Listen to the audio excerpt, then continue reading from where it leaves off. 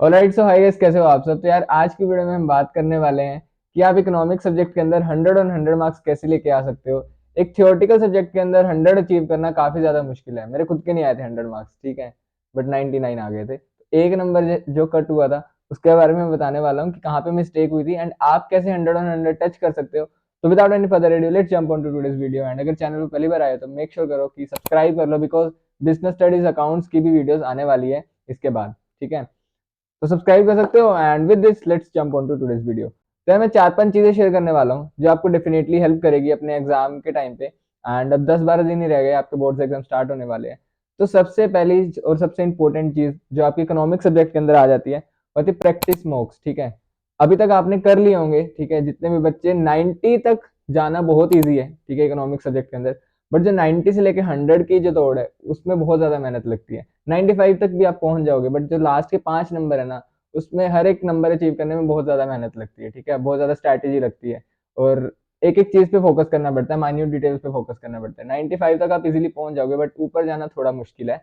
तो चार पांच चीजें बताऊंगा। सबसे इंपॉर्टेंट चीज है कि यार मॉक्स प्रैक्टिस करो। अगर आपने कर ली है तो मेक श्योर करना कि उसके अंदर आपने यार प्रॉपर 3 आवर्स की सीटिंग देके आपने मॉक्स अटेंड किए होंगे, ठीक है। अगर आपने वो चीज अभी तक नहीं किया है तो स्टार्ट डूइंग दैट। कम से कम 3 से 4 मॉक्स निकाल लो यार आखिरी के 10-12 दिन के अंदर, जो प्रॉपर 3 आवर सीटिंग में बैठ के आपने दिए हो। और जो टाइम स्लॉट है उसी टाइम स्लॉट के अंदर, अगर आपका पेपर 10 से 1 के बीच में है तो उसी टाइम में बैठो, ताकि आपको आदत पड़ जाए उस चीज की। एंड जब आप एग्जाम देने जाओ तो आपको कोई प्रॉब्लम ना आए, ठीक है। मोस्ट ऑफ द स्टूडेंट क्या होता है कि सुबह लेट उठते हैं, ठीक है, एंड 11-12 बजे जाके फ्रेश होते हैं अच्छे से, माइंड फ्रेश होने के बाद अपना काम स्टार्ट करते हैं। तो वो टाइम आपको सही करना पड़ेगा। आपका एग्जाम अगर 10 बजे है तो मेक श्योर करो कि आप 7-8 बजे उठ के, ठीक है, अच्छे से रेडी होके 10 बजे के लिए वो बैठ जाओ। अब लास्ट के जो 3-4 मॉक्स आप देने वाले हो ना, उसमें ऐसे ही होना चाहिए कि आप एक्चुअल बोर्ड एग्जाम दे रहे हो। आपको प्रेजेंटेशन पूरी प्रॉपर अच्छे से करनी है, ठीक है। अगर आप मल्टीपल पेन यूज करने वाले हो, ब्लैक या फिर ब्लू एग्जाम के अंदर, तो मेक श्योर करो कि आप सारी चीजें साथ में लेके बैठो एंड बीच में कोई भी डिस्टर्बेंस नहीं होनी चाहिए। एकदम प्रॉपर एग्जाम वाला माहौल होना चाहिए। तो वैसे प्रैक्टिस करने हैं मॉक्स, ठीक है। अगर आपने 100 मॉक्स निकाल लियो चाहे 200 मॉक्स निकाल लियो, बट ये जो 4-5 मॉक्स है ना जिसमें आप प्रॉपर अच्छे से सिटिंग देके करोगे, वो डिसाइड करेगा कि आपकी प्रिपरेशन कितनी लेवल की है, ठीक है। अगर मैंने अपने टाइम पे यार मैंने 100 मॉक पेपर किए थे, ठीक है। और नंबर्स डिपेंड नहीं, मैटर नहीं करता कि आप 100 कर रहे हो 200 कर रहे हो, क्वालिटी मैटर करती है। मेरे टाइम पे था, मेरे को 100 ऑन 100 लेके आने थे, तो इसलिए मैंने जितनी ज्यादा प्रैक्टिस हो सकती थी उतनी ज्यादा प्रैक्टिस की। बट अगर आपने 20-25 मॉक्स भी ढंग से लगाया ना, तो वो भी मोर देन इनफ होते हैं थ्योरेटिकल सब्जेक्ट के अंदर 100 लाने में। दूसरी जो सबसे इंपॉर्टेंट चीज है डायग्राम्स और फ्लो चार्ट। अक्सर हम ये मिस कर देते हैं, ठीक है, हमें आता सब कुछ है बट उसको प्रेजेंट नहीं कर पाते ढंग से एग्जाम के अंदर। तो डायग्राम्स और फ्लो चार्ट काफी ज्यादा इंपॉर्टेंट है। आप मल्टीपल बुक्स के अंदर भी देखोगे तो यार काफी सारी चीजें डायग्राम्स और फ्लो चार्ट में समझा रखी होती है, ठीक है। अब मैक्रो इकोनॉमिक्स की अगर बात करें तो काफी ज्यादा डायग्राम्स होते हैं उसके अंदर। तो सबसे ज्यादा फोकस उसी पे रखना है। अब इंडियन इकोनॉमी की बात करें तो यार आप बोलोगे कि भैया उसके अंदर तो सारा थ्योरेटिकल है, हम उसमें फ्लो चार्ट डायग्राम कहाँ से लेके आए। तो यार क्या कर सकते हो, जैसे अगर आप किसी भी आंसर को पॉइंटर्स में एक्सप्लेन कर रहे हो तो पॉइंटर्स की हेडिंग्स होती है, उन हेडिंग्स को आप फ्लो चार्ट में एक्सप्लेन कर सकते हो। किसी भी एग्जामिनर के पास इतना टाइम नहीं है कि वो पूरा आंसर पढ़ेगा, और अगर वो पूरे आंसर पढ़ने पे चला गया तो कोई ना कोई मिस्टेक उसमें निकल जाएगी। तो ऑलवेज मेक श्योर कि एग्जामिनर को आप अच्छे से चीजें प्रेजेंट करके दो और कम शब्दों में ज्यादा चीजें बताने की कोशिश करो, ठीक है। लेंथ मैटर करती है, बट अगर आप पॉइंटर्स में लिख देते हो, फॉर एग्जाम्पल कोई भी आपको इंडियन इकोनॉमी से रिलेटेड क्वेश्चन आया, उसमें आपने 5 पॉइंट्स बनाए, 5 पॉइंट्स बना के उसके अंदर 3-3 लाइन के पैराग्राफ्स बना के लिखे, वो बेस्ट चीज रहेगी रेदर देन आप 5 पैराग्राफ्स बना रहे हो जिसमें कोई पॉइंटर्स नहीं है। क्योंकि पॉइंटर से हाईलाइट मिल जाती है एग्जामिनर को कि हाँ इसके अंदर यही चीज लिखी हुई। फिर उसके बाद लास्ट में आप फ्लो चार्ट बना दो कि ये पॉइंटर्स हमने डिस्क्राइब किया है, बीच में सर्कल बना के उसके अंदर 5 पॉइंटर्स एंड वो क्या बोलते हैं स्लैश वगैरह लगा के, आप एरो वगैरह लगा के उसमें 5 पॉइंटर्स के नाम लिख सकते हो। दैट इज इट, वो सिंपल आपका फ्लो चार्ट बन जाएगा। और हर क्वेश्चन का एक इंट्रो और एक कंक्लूजन पार्ट होता है कि आप इंट्रो में क्या बताना चाह रहे हो और कंक्लूड करके आपने क्या अपना व्यू पॉइंट लिखना है। तो अगर ये दो चीज कवर करते हो और उसके साथ फ्लो चार्ट यूज करते हो और उसके बाद आप पॉइंटर्स में आंसर्स लिखते हो, तो इंडियन इकोनॉमी में नंबर लाना मुश्किल नहीं है, ठीक है। थ्योरेटिकल सब्जेक्ट होगा बट 40 इजीली आप अचीव कर सकते हो। मेरा जो 1 नंबर कटा था वो मैक्रो में कटा था, मेरे इंडियन इकोनॉमी में पूरे नंबर थे और मैक्रो के अंदर सिर्फ 1 नंबर कटा था, वो भी जस्ट बिकॉज ऑफ एमसीक्यू। थोड़ा सा ट्रिकी एमसीक्यू आ गया था तो उसमें ऊपर नीचे हो गया, एंड बाकी मेरा पूरा पेपर सही था, ठीक है।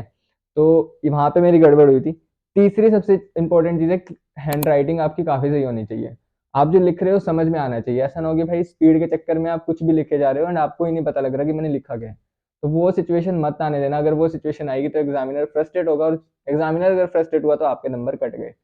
आपका आंसर शीट क्या होना चाहिए? अगर एग्जामिनर ने 10 आंसर शीट चेक की है तो और 11वीं आपकी आंसर शीट आ रही है, तो आपको ये मेक श्योर करना होगा कि नीचे वाली जो 10 चेक हुई है ना उससे बेटर हो आपकी। अगर बेटर हुई तो एग्जामिनर खुश होगा, फिर आपको नंबर मिल जाएंगे। ठीक है, स्ट्रिक्ट चेकिंग नहीं होती सीबीएसई के एग्जाम के अंदर, बट अगर आपको 99 100 पर जाना है ना, तो वहां पर आपके पेपर काफी बार रीचेक होते हैं। ठीक है, तो आपको प्रेजेंटेशन भी अच्छे से करनी है, हैंड राइटिंग भी अच्छे से करनी है, और एक एक चीज आपको क्लियरली मेंशन करनी है, डायग्राम फ्लो चार्ट सब इंक्लूड करने हैं। तो वहां पे मेक श्योर करना कि आप हैंड राइटिंग साफ साफ लिख के आ रहे हो। अगर कंटेंट ज्यादा है तो उसको यार स्पेसिस में डिवाइड करो। ठीक है, 3 लाइन से ज्यादा का पैराग्राफ मत बनाओ, उसके बीच में गैप दे दो, ताकि वो अच्छे से दिख रहा हो कि हाँ यार आंसर लिखा है। अगर कम स्पेस के अंदर आप ज्यादा कवर करने की कोशिश करोगे तो वो बहुत ज्यादा क्लटर लगेगा, एंड जिसकी वजह से एग्जामिनर को अच्छा नहीं लगेगा पेपर। ठीक है, चौथी चीज आ जाती है स्पीड और टाइम मैनेजमेंट। क्वेश्चंस बहुत सारे होते हैं, आते सारे क्वेश्चंस होते हैं, बट प्रॉब्लम कहाँ आती है? टाइम मैनेजमेंट में। हमें लगता है ये भी कर लेंगे, ये भी कर लेंगे, ये भी कर लेंगे। ठीक है, बट बाद में क्या होता है कि जब आपको आंसर आ रहा होता है ना, तो आपको ऐसा फील होता है कि यार ये तो बहुत अच्छे से आता है, मैं को इसी पे टाइम दे देता हूँ। पहला क्वेश्चन आपका 20 मिनट लगा देते हो आप। ठीक है, तो वो चीज आपको स्टार्टिंग से देख के चलनी होगी कि किसी पे भी आप ज्यादा टाइम नहीं दे रहे। अगर आपको आंसर आता है फटाफट लिखो, नेक्स्ट क्वेश्चन पे जंप करो।